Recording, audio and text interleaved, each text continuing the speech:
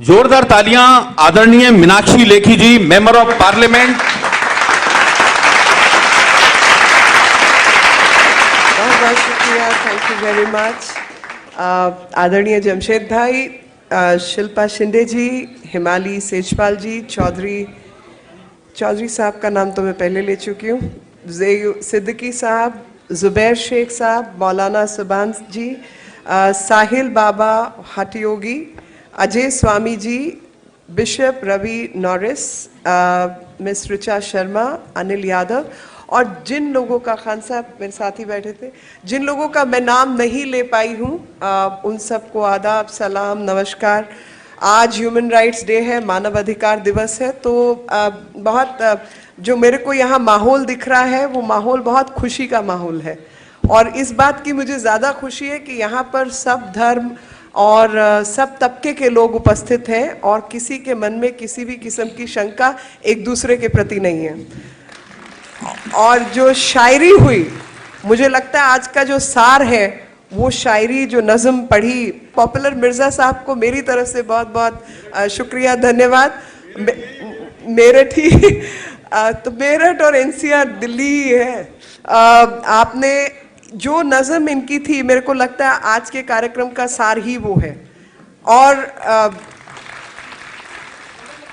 कि जुबैर हो, मीनाक्षी हो, जमशेद हो, सैयद हो, जो भी हो, शिल्पा हो, कोई भी हो, लेकिन हम सब के मन में जो है वो भारत बसता है और भारत माता की जय में हम सब के अंदर जोश आता है। और उसी मानव अधिकार के हिस्से में कुछ चीज़ें ऐसी हैं हमारे इर्द गिर्द, हमारे आसपास, जो मुझे लगता है कि अगर हमारी सबकी जानकारी हो उन विषयों पर, तो शायद देशभक्ति की जो प्रवृत्ति है वो उन गलतियों को रोक पाएगी। और इसलिए मैं आपको आज तारुफ कराना चाहती हूँ दो चीज़ों से। आज मानव अधिकार दिवस होने के नाते तिब्बत का जो मसला है वो आप सबको मालूम है। आप सबको मालूम है कि किस तरीके से एक देश ने दूसरे देश के हल्के पर कब्जा किया हुआ है और उस कब्जे के कारण वहाँ के लोगों को वहाँ से निकाला हुआ है और वो लोग इस देश में बसे हुए हैं।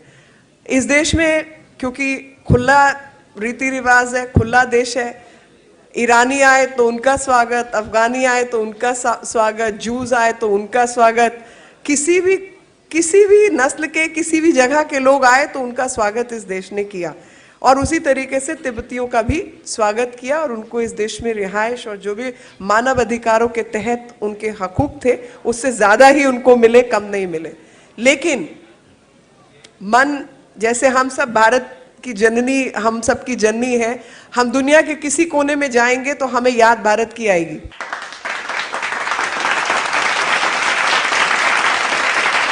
तो उसी प्रकार अगर कोई तिब्बती है, भले ही उसको कितना अच्छा आप व्यवहार क्यों ना करें, याद तो उसको तिब्बत की ही आएगी क्योंकि वो उसकी मातृभूमि है। उसी तरीके से जो लाल सलाम वाले लोग हैं, उन्होंने क्या क्या क्रूरताएं इस देश पर की, तो मैंने उसके बीच से एक नारा सोचा और मुझे लगा कि केरल तिब्बत सब परेशान, सबका कारण लाल निशान, है या नहीं?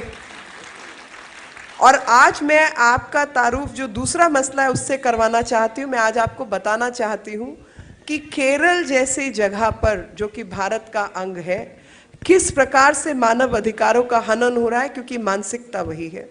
मानसिकता है इंटॉलरेंस की, मानसिकता है कि जो आपके राजनीतिक विरोधी हैं, राजनीतिक विरोधियों को खत्म कर देने की, किसी का हाथ काट दो, किसी की गर्दन काट दो, किसी का पांव काट दो, और आप अंदाजा लगाइए कि यही जो इंटॉलरेंस की मानसिकता है वो भारत में नहीं है। हम लोग अपने विरोधी को भी भाई कह के बुलाते हैं, उनके भी यहाँ विवाह होता है तो जाते हैं। हम लोगों की लड़ाई राजनीतिक होती है, पर्सनल नहीं होती कभी। बच्चे की शादी है, पिता का देहांत हुआ, कोई अंतर नहीं है, वो परिवार का हिस्सा है। भले ही संसद के अंदर झगड़ा करेंगे, भले ही चुनाव में लड़ाई लड़ेंगे।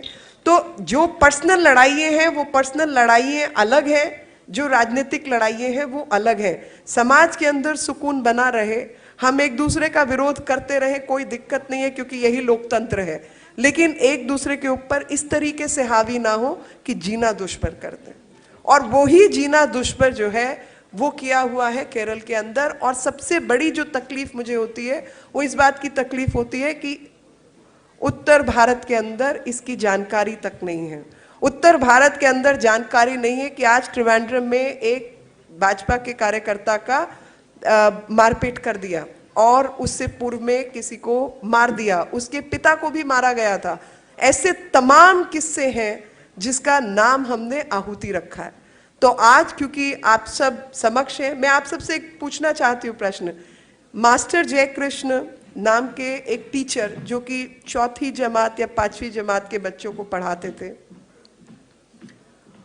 उनका सर धड़ से अलग कर दिया 5वीं क्लास के 4वीं क्लास के बच्चों के आगे। ये कहाँ की इंसानियत है? क्या ये लोकतंत्र की तहजीब है? क्या ये भारत की तहजीब है? हमारी तहजीब ये नहीं सिखाती।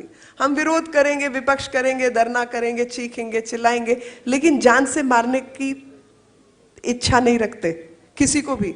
उसका भी परिवार की शक्ल आंखों के आगे आती है, उसके भी घर बच्चे दिखाई देते हैं।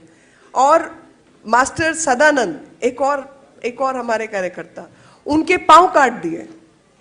आपके कोई विरोधी है जिसका आप विपक्ष में है, विरोधी है, राजनीतिक विरोधी है, तो आप हाथ काट देंगे, किसी का पांव काट देंगे, किसी की उंगली काट देंगे। इस तरीके के किस्से और जान से मारने वाले बहुत सारे किस्से हैं। एक अभी बच्चा था, उसको मैं एक कार्यक्रम में मिली, 8 साल का बच्चा, 8 साल का बच्चा उसके घर ढूंढते हुए, पिता को ढूंढते हुए आए। पिता घर में नहीं है तो बच्चे की बाजू पे बाजू काट दी तलवार से। 8 साल के बच्चा, आप बताइए ये इंसानियत हो सकती है क्या? कौन सी इंसानियत ये चीजें सिखाती है? और जब आज मानव अधिकार दिवस है तो मैं उस खौफनाक मानसिकता के खिलाफ हूं जो कि अधिकारों का हनन करती है। इसके ऊपर हमने एक किताब लिखी है जिसका नाम आहुति है। मैं चाहती हूं कि वो आहुति स्टेज पर जितने गणमान्य व्यक्ति हैं सबको दी जाए, ताकि एक जागरूकता का माहौल इस क्षेत्र में बढ़े और जिन बातों को दबाया जाता है उन बातों को सामने लाया जाए। क्योंकि जब बातें सामने आएंगी तो तब ऐसे विरोधाभास वाली राजनीति को समाप्त करने की बातें भी सामने आएंगी। जब जानकारी बढ़ेगी तो मुझे नहीं लगता कि कोई भी भारतीय इसके पक्ष में होगा। कोई भी भारतीय इसके पक्ष में हो सकता है क्या? ये भारत है, यहां हम अलग धर्म के जरूर हो, लेकिन पक्ष हमारा एक है, वो भारत माता की जय है।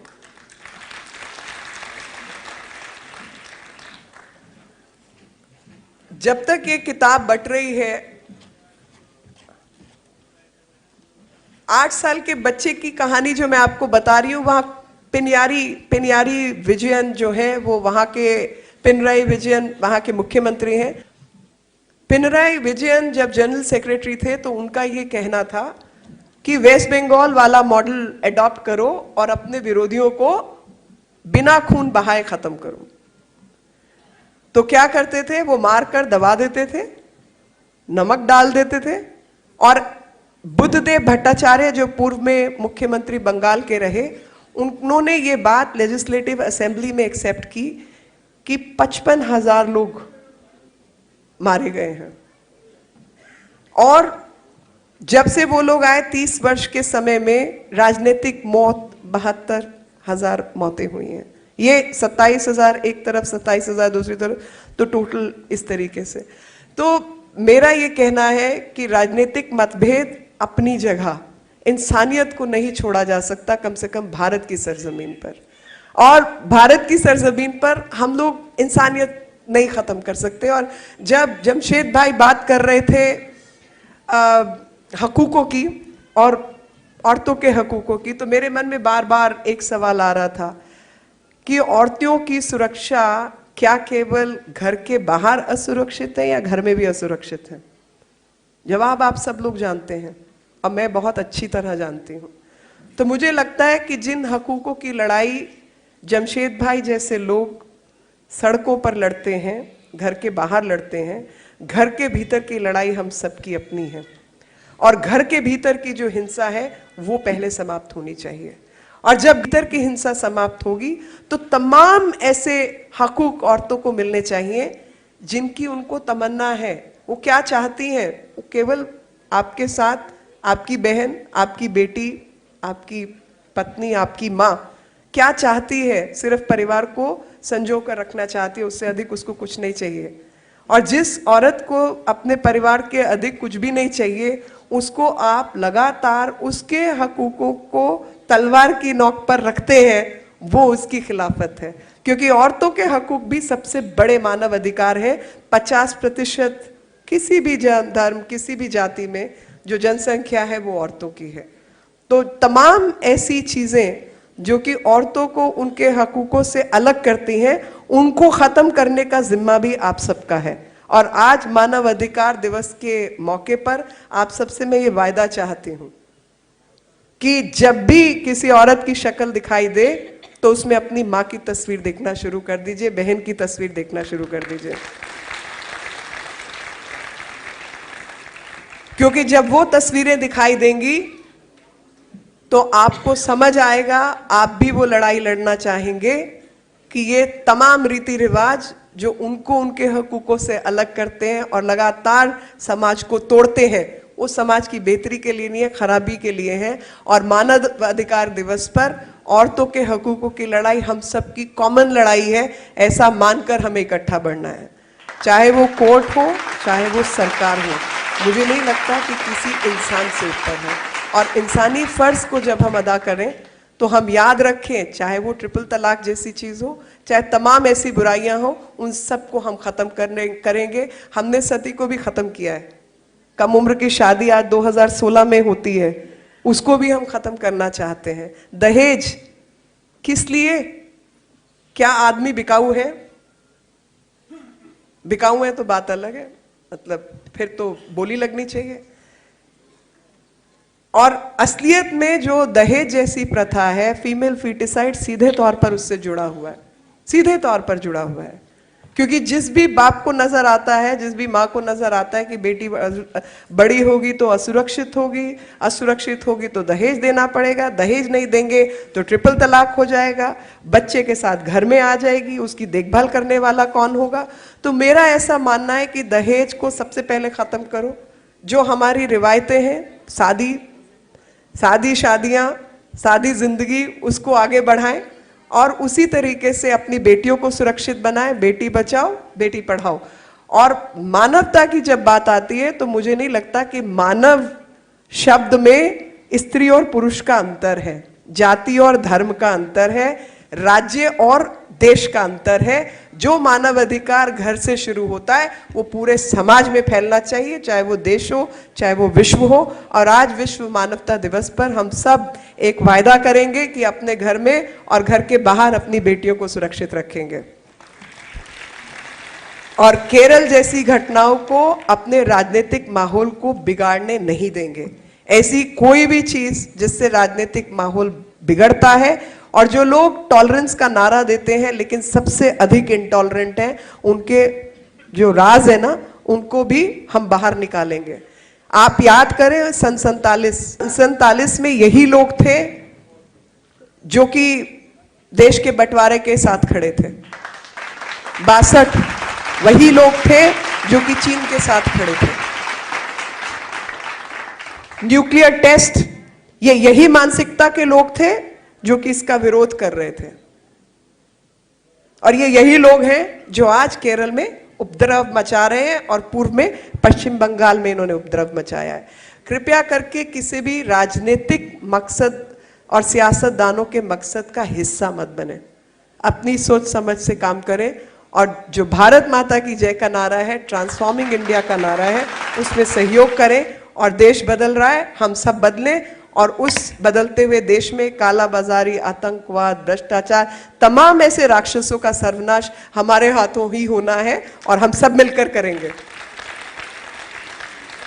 मेरे मन में तो है आज दो नारे लगवा दूं। भारत माता की जय तो है ही, लेकिन एक मेरे मन में और है कि तिब्बत केरल की हिंसा के पीछे जो लोग हैं वो लाल सलाम वाले लोग हैं। लेकिन मैं राजनीतिक मकसद से आज बोल नहीं रही हूँ, लेकिन जो मानसिकता है उसके खिलाफ में कि मानव अधिकार का हनन हम नहीं सहेंगे। इतना तो कह ही सकते हैं, क्योंकि मानव अधिकारों का हनन तो हम नहीं सहने वाले जी। तो मैं बोलूं, आप सब मिलके बोलेंगे? तैयार? मानव अधिकार का हनन। तो थोड़ी तेज आवाज निकालिए, मेरी तेज है आपसे और बिना माइक के भी तेज होगी। मानव अधिकार का हनन, मानव अधिकार का हनन। एक भारत श्रेष्ठ भारत, जो नज्म थी पॉपुलर मिर्जा साहब की, एक भारत श्रेष्ठ भारत। बहुत तेज आवाज, माइक पे मत बोलिए, मैं इनकी आवाज सुनना चाहती हूं। एक भारत। अरे भाई, आपको श्रेष्ठ भारत नहीं चाहिए? पीछे वाले जितने हाथ ऊपर करके जोर से बोलिए, या सब मैं जोर से बोलें, सब जोर से बोलें। मैं मास्टरानी हूं, जब तक नहीं बोलोगे बुलवाती रहूंगी। अच्छा है, एक ही बारी में खत्म करो। एक भारत, एक भारत, एक भारत, एक भारत, एक भारत, एक भारत, एक भारत। भारत माता की, भारत माता की। बहुत बहुत धन्यवाद, और आपसे इजाजत भी लूंगी, मुझे निकलना है।